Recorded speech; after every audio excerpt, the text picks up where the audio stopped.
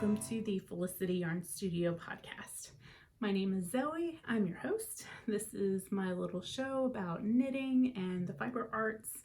And if this is your first time here, a big welcome. Thank you for checking the channel out. And of course, a big welcome back to all of my returning viewers. If you guys would like to find me on social media, I am at Zoe Nichols on Instagram and Ravelry. And you can find my hand-dyed yarn on Etsy under Felicity Yarn Studio. So I'm going to go ahead and address the uncomfortable, heavy issues up front here. I just want to be perfectly clear that I support the Black Lives Matter movement, and I know that it is kind of sweeping not only our country but the world right now. Again, it's not an easy thing to talk about, but it is necessary. I have already recorded this once, and I know I'm going to say something wrong again the second time. I don't know, it just didn't feel right the first time. So I'm trying to figure out how to not make this all about me. So basically all I want to say is I support my Black family and friends, and I am here to amplify and uplift your voices. I am here to listen and to learn. So to all of my white friends, family, followers, yeah, this is hard and uncomfortable, and I'm not going to harp too much on it, but I do encourage you all to do some research, do some reading, do some soul searching. This is an uncomfortable thing that we have to live with for the rest of our lives. But I do believe that we as society, as humanity, we can do better. We have failed many groups of people in the past, and it is time to try to right some of those wrongs. So just to hold myself accountable, I would like to share artists and things that resonate with me that I come across in pop culture or history, whatever it is. I just feel like the best way to learn is to immerse yourself in other people's cultures. So to start off with, I was actually gifted this book, Queenie, by Candice Carty Williams.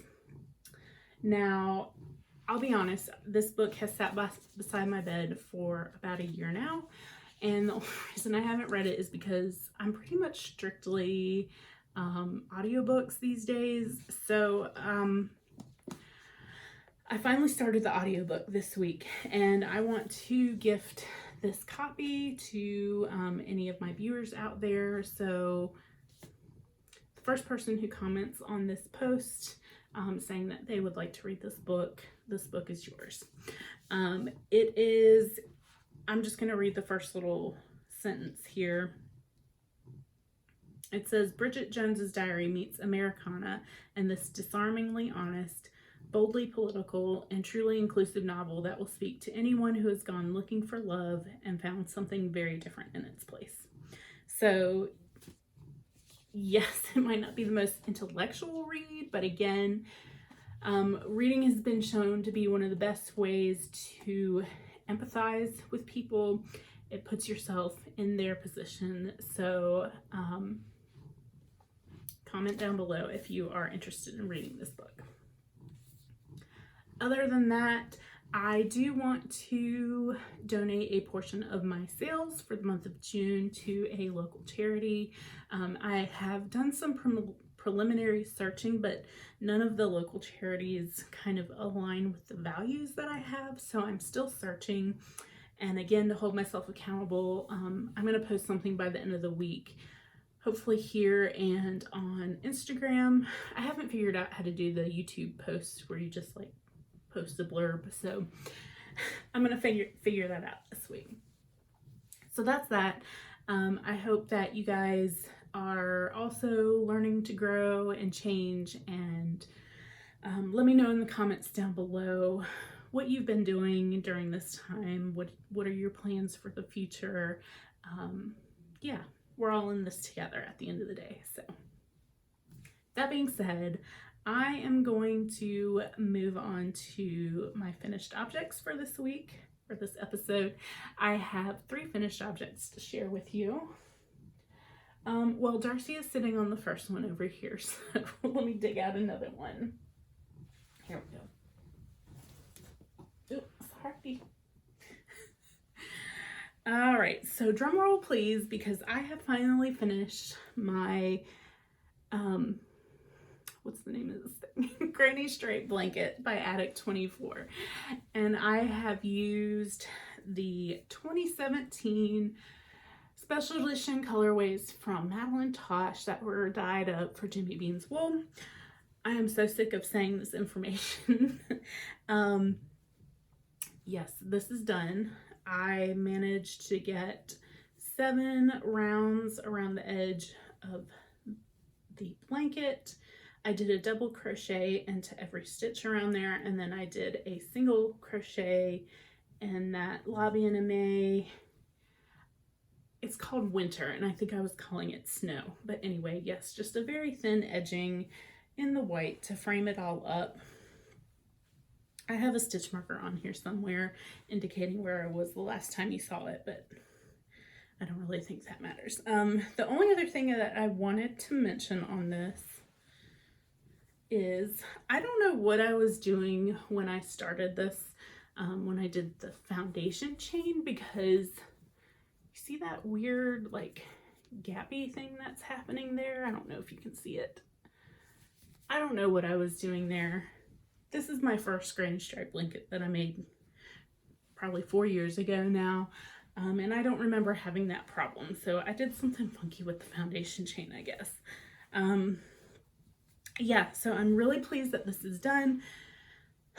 Jason and I are still renovating our downstairs living room, and I've said in the past that I think I'm just gonna fold this up, put it away in the closet, and then once we're finished with those rooms and we've bought new furniture, this will be something special to tie the room together. So that is FO number 1. For finished object number 2, I have finished my Scrappy Socks. There they are. And the gray is a West Yorkshire Spinners. I'm not sure the colorway name or number.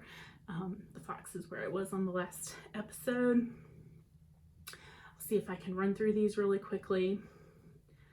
This is Secret Garden by Birch Dye Works. Mint by the Fiber Studio, Yarns to Die For. This was another Birch Dye Works. I think Dervout was the colorway.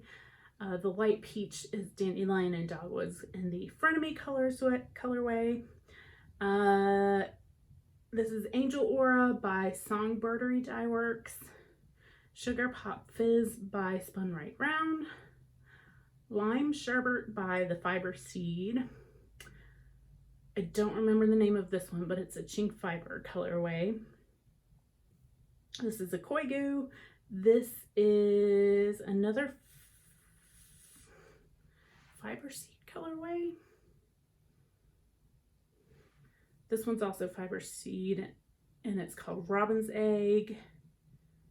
This one is also Fiber Seed. I don't remember the name of the yellow though. But if you have any questions, they should all be on my Ravelry project page, and you'll find a link to that in the description box down below. That's where I leave all of my show notes. So I'm really pleased that these are done. Now, it feels like I hardly put a dent in this bag of scraps here. So I would like to make a pair of Rose City rollers out of each of these colorways, and then I still probably have enough for a second pair of Scrappy socks in that kind of color palette. I did 10 rows of each color before changing colors, and I did 6 colors on the leg and then on the foot. I think if I do them again, I would do 7 colors on the leg just to make them a smidge longer, but otherwise they fit just about perfectly. And on my last video, one of my viewers suggested very pink nicks. Very Pink Knits has a video tutorial also about knitting in the ends as you go. So I did give that a watch, and I kind of got the hang of it, where you're knitting in the old color with the new color. But I couldn't get it when you come back around to the start of the row and you're supposed to knit in the tail from the yarn that you just added. So even still, that's still half as many ends to weave in when it's all said and done. So, all right, Darcy moved so I can show you guys my last project. Finally, I knit some teeny tiny little baby socks here. And these are the Rose City Rollers Littles by Mara Catherine Briner of Orange Knits. Now, since there was no way I was getting the Battenberg blanket done for my niece or nephew who's on the way, I decided to whip out some of these little itty bitty socks. I used one of my leftover advent colors from my 2018 calendar that I dyed up. And yeah, these were a super quick knit. I will say that if you want to learn how to knit socks and you're intimidated by knitting a full adult size pair of socks, knit these. I did them 2 at a time magic loop on circular needles, but you could do them on DPNs. They're too small to do on the 9-inch circulars, but I think I got almost everything except for the toe done all in one day on these. I mean, they're super, super quick. I don't know if I mentioned, I did the 1 to 3 month size just to be on the safe side, and they still look super small. I mean, I know babies' feet, especially newborn feet, are super small, but these are adorable. And I hear that baby might be on the way soon. So there is that. That leads us to works in progress. So I haven't been working on a ton of stuff, or at least hasn't felt like it. I did go ahead and start my Cirrus socks by Helen Stewert, and these are in Little Gray Sheep in their Steinfine base. It is a sock base, so it does have some nylon, but that is what that motif is looking like. And this is, for me, a much easier texture pattern sock to knit. I can memorize this repeat a lot easier than the previous ones that I was doing, but I am really enjoying these. They're not quite as mindless, but it's still nothing that's like super duper lace or anything. So yeah, I'm enjoying these. The interesting thing about this wool is it kind of has a sheen to it. I don't know if it picks up on the camera, but it's kind of got a little bit of a silky texture to it, which I was not expecting. It's super soft. So the thing that I like about these is I can kind of decide how long I want this motif to be on the socks. I guess I could have done it on the other ones too, but yeah, these are coming along nicely. The next thing, and these are nothing to write home about, I started a new pair of socks for Jason, and this is as far as I've gotten. I'm using that same gray West Yorkshire spinners, and obviously these are toe up for him. The main colorway, and this is a bit of a spoiler for you guys, this is the Bounty Hunter colorway, I think is what they renamed it. These are from Mustache Yarns, and I believe it was originally the Boba Fett colorway. So that is one of his favorite Star Wars characters, and I got these during their May the 4th Star Wars Day shop update. So he is normally more of a like blue, black, gray palette kind of person, but I actually think that this color green suits him well, but he's happy just because it's Boba Fett colors. So I went back to check my Ravelry notes because I just made him vanilla socks last time also. And apparently I never made a project page for his socks, and I didn't see any notes in my phone. So I'm gonna have to go back to the podcast where I talked about them. I'm almost certain that I increased up to 80 stitches for his foot. So yeah, once I get past the toe, I'll really be able to put some progress in on these.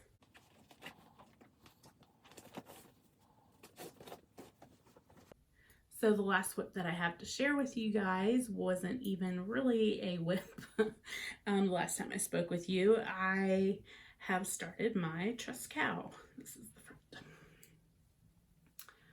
So this is by Anna Devereaux, who is Long Avic.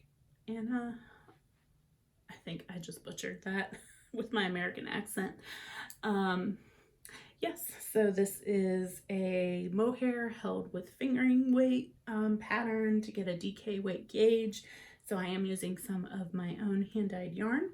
This is in the Mellow Yellow colorway, and these skeins came out a little bit more green and glowing than the actual colorway that I sell in the shop. So I decided to hold them back and make myself something out of it. Now, fun story. When I started this, I actually started on my Chow Goose. However, since this is like the third garment that I have on the needles right now, and I just recently bought Chow Goose like in December, so I haven't invested in all the cables. I was basically left with like the cable that makes a 16-inch circumference. So when it got to be too crowded on that, I switched over to my Licca needles. And at that time, I realized that I never switched to my bigger needles for the body. And at that point, I was probably 3 or 4 inches into the body, and yeah, I wasn't redoing all of that. So I did swatch. I have a swatch here somewhere for the proper size needles. I got gauged with the recommended needle size 6. I'm on size 5 now. It is what it is. I was probably gonna get about 3 inches of positive ease. If it goes down to like 0 ease, I'm okay, but I also know that this sock yarn and mohair, that combination will still grow considerably with blocking. So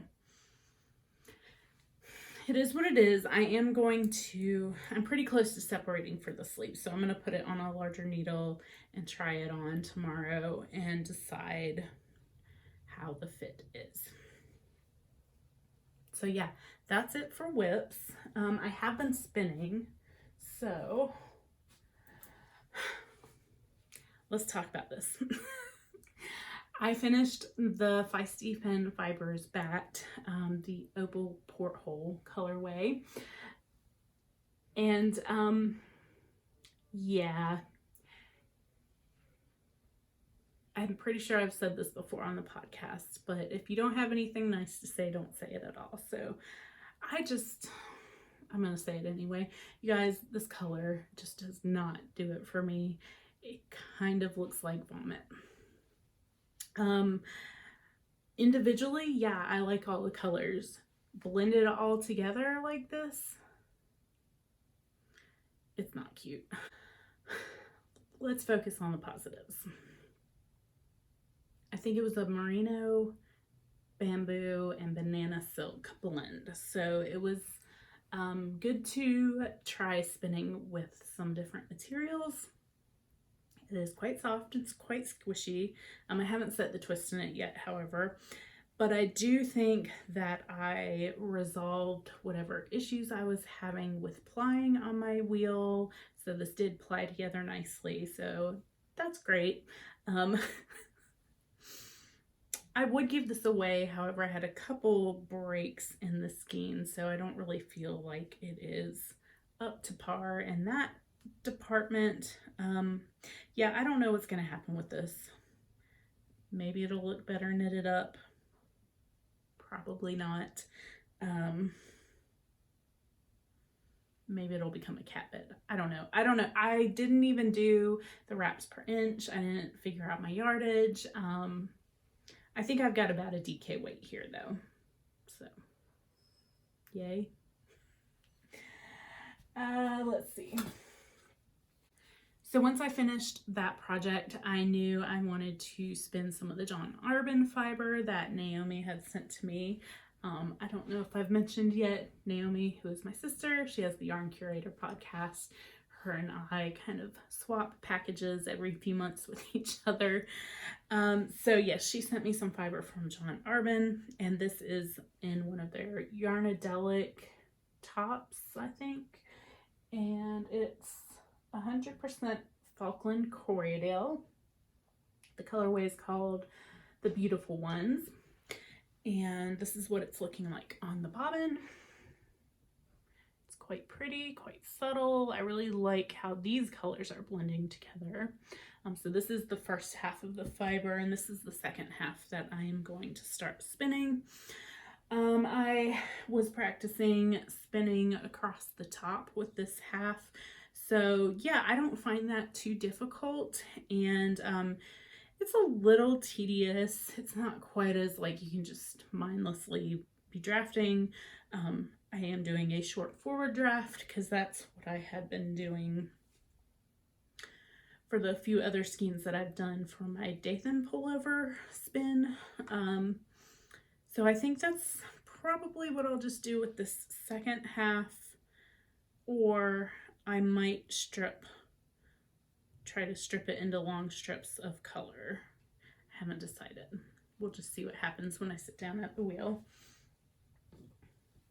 So that's my spinning. So I have had some acquisitions, and again, if you watch Naomi's podcast, you would have seen on the episode before her most recent one, she received her yarn before me, but she got 2 skeins of this, and this is by Kindred Red from Scratch Yarn Shop. I'm not sure their official name.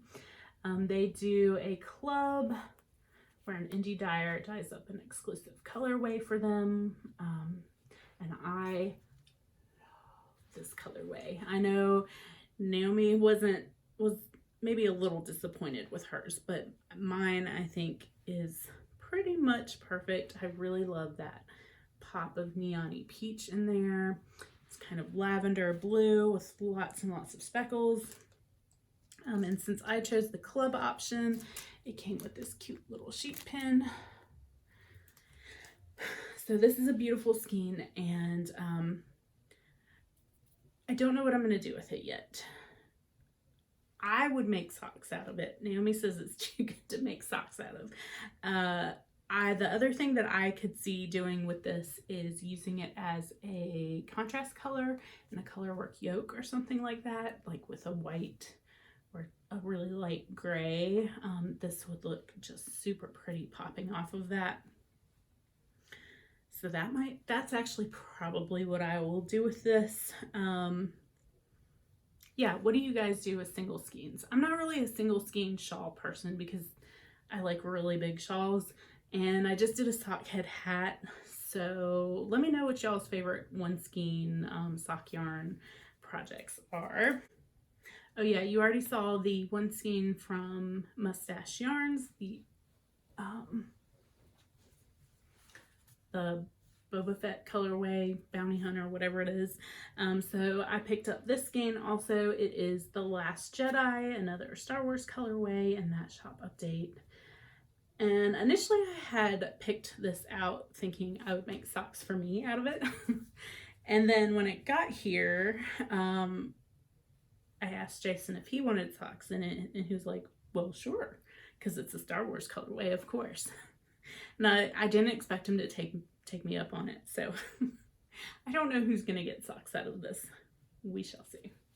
And finally, the last thing that has arrived in the last few weeks is some fabric. So I'm not a sewist at all, but I am lucky enough to have 2 aunties who do some sewing.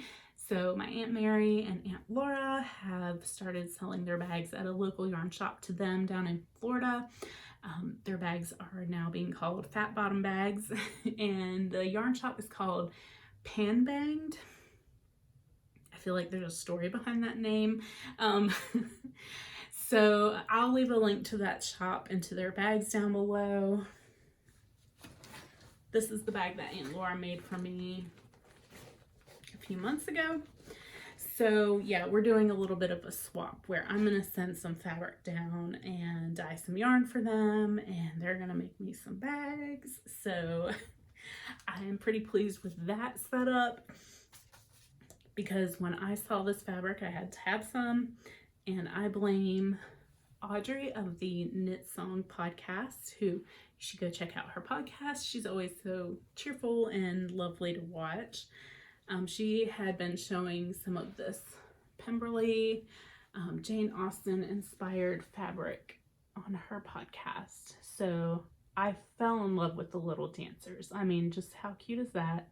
I love anything period drama related, and that coral color. I think these three are what I want to be a bag for me. Naomi's also a big Jane Austen classics fan, so I bought a fat quarter set off of Etsy from SoJo Fabrics. So then these three will be a bag for Naomi. I really love the little Pemberly one. Actually, I love all three of these. They're all so beautiful. And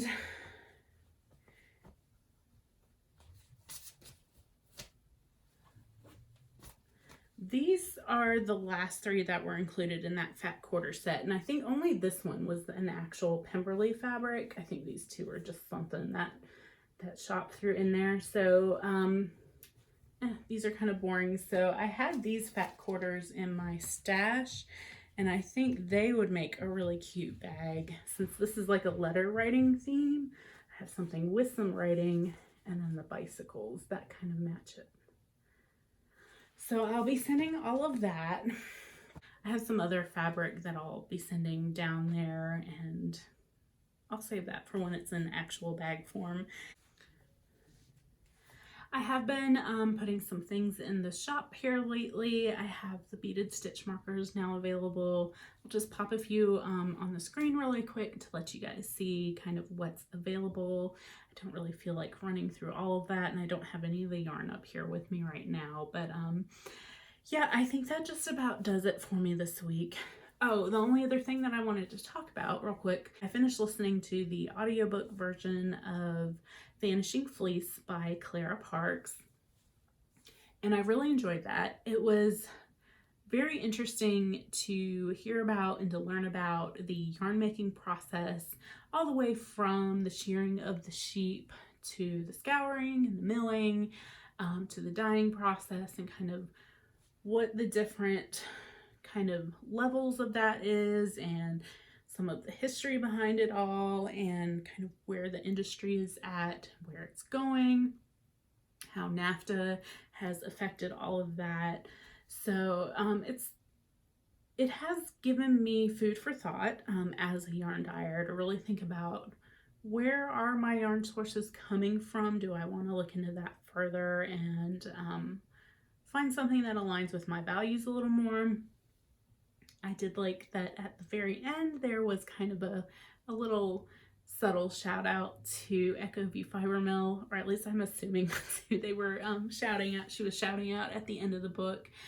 So they're local to me. They're about an hour and a half away, and I've spoken about them before on the podcast, how I really like their ethos and their production and all that. So once things return back to normal, I do want to do a mill tour up there, and yeah, kind of try to use something a little bit local, that has a little less environmental impact. So all right guys, that does it for me. I'm gonna go ahead and sign off.